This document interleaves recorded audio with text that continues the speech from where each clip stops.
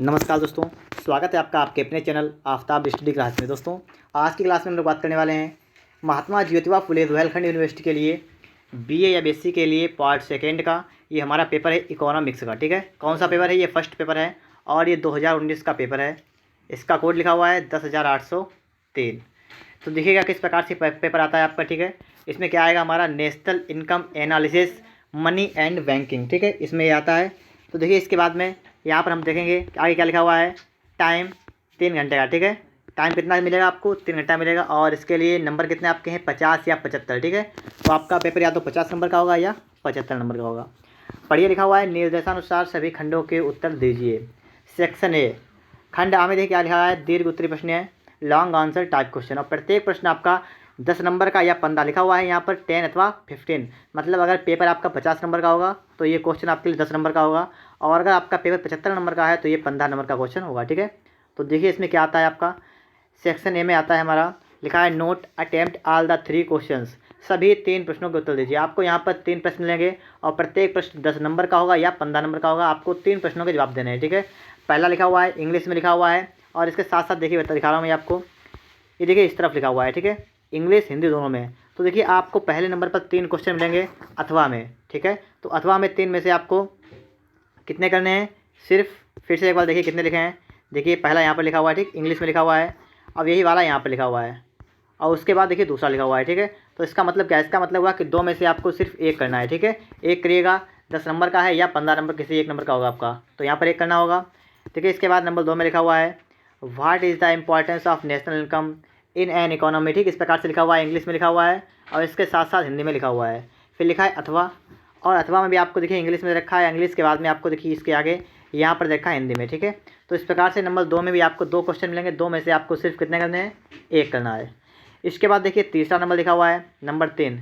Number 3 में भी आपके लिए इंग्लिश और हिंदी में क्वेश्चन लिखा हुआ है। फिर लिखा है अथवा, अथवा के बाद आपके लिए फिर से लिखा हुआ है। ठीक है, तो तीसरे में भी आपको वही काम करना है कि इन्हीं 2 में से किसी एक प्रश्न का जवाब देना है। ठीक है, तो इस प्रकार से हमारे 3 क्वेश्चन हो गए हैं। अब देखिएगा सेक्शन बी स्टार्ट होता है। सेक्शन बी मतलब खंड बा। इसमें लिखा हुआ है शॉर्ट आंसर टाइप क्वेश्चंस, लघु उत्तरीय प्रश्न होंगे और प्रत्येक प्रश्न 3 अथवा 5 नंबर का होगा। इसका सिस्टम वही है कि अगर पेपर 50 नंबर का होगा तो ये वाला प्रश्न 3 नंबर का होगा, अगर पेपर 75 नंबर का होगा तो ये प्रश्न कितने का होगा? 5 नंबर का। नोट लिखा हुआ है कि attempt any 5 questions of the given ahead in about 100 words. मतलब क्या है आपको कि यहाँ पर जितने भी क्वेश्चन आपको दे रखे हैं उनमें से आपको सिर्फ 5 क्वेश्चनों का जवाब देना है, और कितने शब्दों में? 100 शब्दों में। तो देखिए क्वेश्चन किस प्रकार से आएंगे वो आप समझिएगा। यहाँ पर ये लिखा हुआ है, हिंदी लिखी हुई है कि निम्नलिखित में से किन्हीं 5 प्रश्नों के उत्तर प्रत्येक लगभग 100 शब्दों में दीजिए। पहला लिखा हुआ है जैसे इंडियन मनी मार्केट, मतलब भारतीय मुद्रा बाजार। तो आपको या तो अगर अंग्रेजी में करना हो तो अंग्रेजी में कीजिए, अगर हिंदी में करना हो तो हिंदी में करिएगा।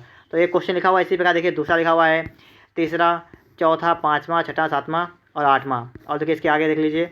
ठीक है, तो सिर्फ कितने क्वेश्चन हैं आपके सामने? सिर्फ 8 क्वेश्चन मिलेंगे, और 8 में से आपको कितने करने हैं? सिर्फ आपको 5 क्वेश्चन हल करने हैं। ठीक है, जो क्वेश्चन जो है आपका 3 नंबर का होगा। इसके बाद देखिएगा इसके बाद क्या कह रहा है। सेक्शन सी खंड सा, इसमें क्या लिखा हुआ है ऑब्जेक्टिव टाइप क्वेश्चन, वस्तुनिष्ठ प्रश्न 1 अपान, मतलब क्या है? प्रत्येक प्रश्न 1 नंबर का होगा। ठीक है, तो देखिए क्या लिखा हुआ आंसर ऑल क्वेश्चन, मतलब सभी प्रश्नों के उत्तर दीजिए। आपके सामने क्वेश्चन लिखा हुआ है, इंग्लिश में लिखा हुआ है, उसके लिए 4 विकल्प दिए गए हैं। अगर इंग्लिश समझ में ना आए तो आपके लिए देखिए हिंदी में लिखा हुआ है। ठीक है, और इसके लिए भी आपको 4 ऑप्शन दिए गए हैं। लिखा है खुले बाजार की क्रियाएं संबंधित हैं, तो आपको बताना है इन 4 में से कोई एक ऑप्शन इसका करेक्ट होगा। इसी प्रकार देखिए पहला हमारा हो गया है। देखिए दूसरा आपके सामने लिखा हुआ है, इंग्लिश में लिखा हुआ है, हिंदी में लिखा हुआ है इसी प्रकार से। इसके बाद देखिए तीसरा वाला लिखा हुआ है। ठीक है, तीसरे के बाद देखिएगा ये तीसरा हो गया हमारा। फिर इसके बाद देखिए चौथा वाला है, ये चौथे के बाद देखिएगा ये हमारा 5वां है। ठीक है, इस प्रकार से 5 आपके बहुविकल्पीय प्रश्न हो जाएंगे। तो टोटल पेपर आपका या तो 50 नंबर का होगा या 75 नंबर, कितने भी नंबर का हो। आप अच्छी तरीके से समझ गए होंगे। अगर आपको वीडियो पसंद आया हो तो फटाफट से वीडियो को लाइक कर दीजिएगा, और अगर आपने अभी तक चैनल को सब्सक्राइब नहीं किया है तो चैनल को सब्सक्राइब करके बेल आइकन को प्रेस कर लीजिए। और अगर आपको बीए के किसी भी सब्जेक्ट के पेपर चाहिए तो आपको हमारे चैनल की प्लेलिस्ट में मिल जाएंगे। मिलते हैं नेक्स्ट वीडियो में।